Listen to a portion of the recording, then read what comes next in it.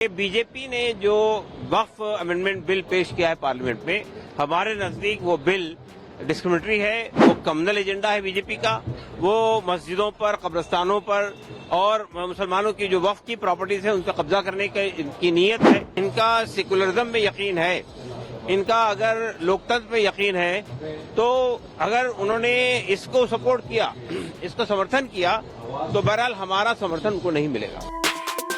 नुमाइंदगी करते हुए उमरा हल्का जमात इस्लामी हल्का आंध्र प्रदेश को दावत देता हूं कि डाइस पर तशरीफ लाएं। दावत देता हूं कि वो डाइस पर तशरीफ लाएं।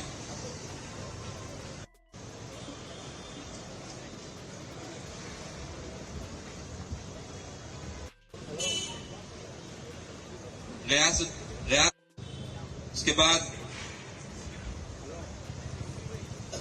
मुनीरुद्दीन रुकने आमिला।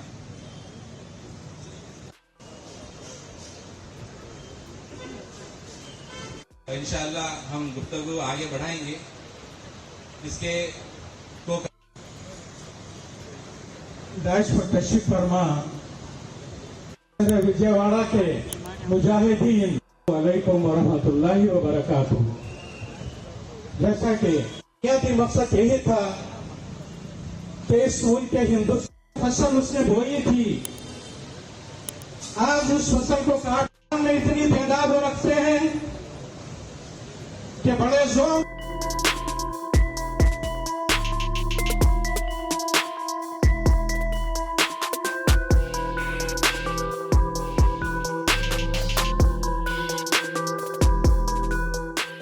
ये आज जो धरना यहाँ हो रहा है विजयवाड़ा में, ये धरना तीसरा धरना है। इससे पहले जंतर मंतर पे धरना हुआ था, उसके बाद 26 तारीख को पटना में धरना हुआ था, और ये आज तीसरा धरना है। ये धरना देने का मतलब ये है, खासतौर से यहाँ विजयवाड़ा में, कि बीजेपी ने जो वक्फ अमेंडमेंट बिल पेश किया है पार्लियामेंट में, हमारे नजदीक वो बिल डिस्क्रिमिनेटरी है, वो कम्युनल एजेंडा है बीजेपी का। वो मस्जिदों पर, कब्रिस्तानों पर और मुसलमानों की जो वक्फ की प्रॉपर्टीज है उन पर कब्जा करने की नीयत है। तो हमारा मानना यह है कि जो बीजेपी के अलाइज हैं, चाहे जेडीयू हो, चाहे टीडीपी हो, या चिराग पासवान हो, या आरएलडी हो, इनको तय करना पड़ेगा। अगर ये इनका सेकुलरिज्म में यकीन है, इनका अगर लोकतंत्र पे यकीन है, तो अगर उन्होंने इसको सपोर्ट किया, इसको समर्थन किया, तो बहरहाल हमारा समर्थन उनको नहीं मिलेगा। मुसलमानों का समर्थन वो लूज कर जाएंगे, और अगर उनको ये लूज करना है तो कोई बात नहीं है, लेकिन हम ये साफ कर देना चाहते हैं कि ये इसको हम अभी भी महसूस करते हैं। हमारा ख्याल ये है कि चंद्रबाबू नायडू इस पे सोचेंगे, और अभी उन्होंने जो इफ्तार पार्टी में स्टैंड दिया है, अगर वो अपने स्टैंड पे कायम रहते हैं तो हमारा कोई परेशानी नहीं है। लेकिन अगर वो अपने स्टैंड से बदल जाते हैं, देखिए एनडीए में अगर रहते हैं हमें कोई आपत्ति नहीं है, लेकिन उन्हें इस डिविजिव एजेंडे को, इस कम्युनल एजेंडे को सपोर्ट नहीं करना चाहिए। मेरा नाम जलीसा सुल्ताना यासीन है। मैं all India Muslim personal law board के लेडीज विंग की कन्वीनर हूँ। यहाँ देखिए कि आज हम जो है विजयवाड़ा में जो जमा हुए हैं, वो वक्फ अमेंडमेंट बिल के खिलाफ धरने के लिए जमा हुए हैं। आप देखेंगे कि हिंदुस्तान की जो आज़ादी हुई है, आज़ादी के बाद से आज तक जो है माइनॉरिटीज में जो है मुस्लिम ही एक ऐसी माइनॉरिटी है जिनको बिल्कुल ही जो है सोशली, इकोनॉमिकली, तमाम चीजों में जो है मार्जिनलाइज कर दिया गया है। आप गवर्नमेंट बॉडीज में देखिए, इनकी कोई नुमाइंदगी नहीं है, सिफर के बराबर जो इनकी नुमाइंदगी है। लेकिन 2014 के बाद से तो जो है मुसलमानों पे जुल्म की इंतहा हो गई है, और ये वक्फ तरमीमी बिल, वक्फ अमेंडमेंट बिल जो है, ये सबसे बड़ा हमला आजादी के बाद से लेके आज तक है। और ये जो है आप देखेंगे कि मोदी जी हमारे जो हैं, जो औरतों की हमदर्दी के नाम पर, यानी मीडिया को इस्तेमाल करते हुए जो है ये बता रहे हैं कि औरतों की हमदर्दी के लिए जो ये लॉज लाए जा रहे हैं, चाहे वो ट्रिपल तलाक हो, जिसमें आप देखेंगे कि वो लॉ लाने के बाद से मुसलमानों की हालत और बदतर हो गई है। और इसमें भी ये बताया जा रहा है कि हम मुसलमान औरतों के लिए जो है लाया जा रहा है। जब ये लॉस को, जब आप ये अमेंडमेंट्स को जब इम्प्लीमेंट करेंगे, तो वक्फ प्रॉपर्टी बचेगी नहीं। इसमें मसाजिद, मदारिस, खबरस्तान, हमारे ईदगाहें, दरगाहें, खानखाहें, कोई एक ऐसी चीज जो है हमारी महफूज नहीं रहेगी। तमाम के तमाम एक ही झटके में जो है इसको ले लिया जाएगा।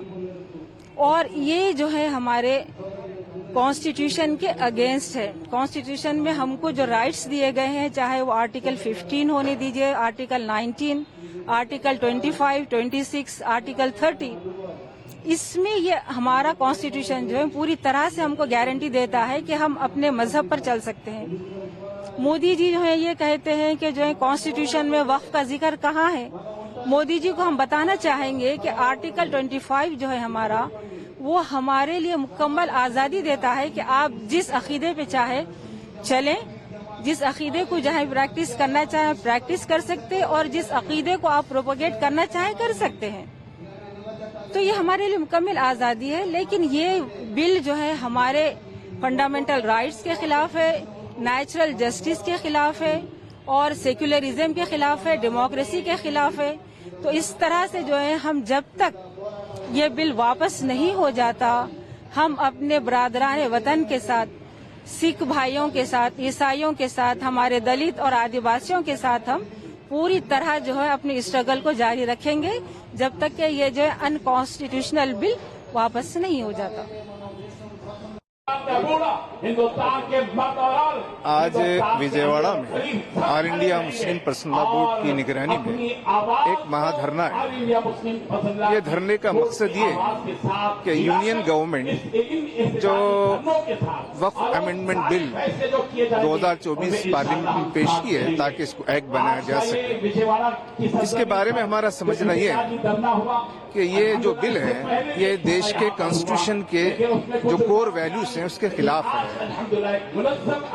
और जो देश के अंदर जो फेडरल कल्चर है उसके खिलाफ है, और देश में जो कॉन्स्टिट्यूशन जो रिलीजियस फ्रीडम देता है उसके खिलाफ है, देश के अंदर जो लॉ ऑफ इक्वलिटी है उसके खिलाफ है।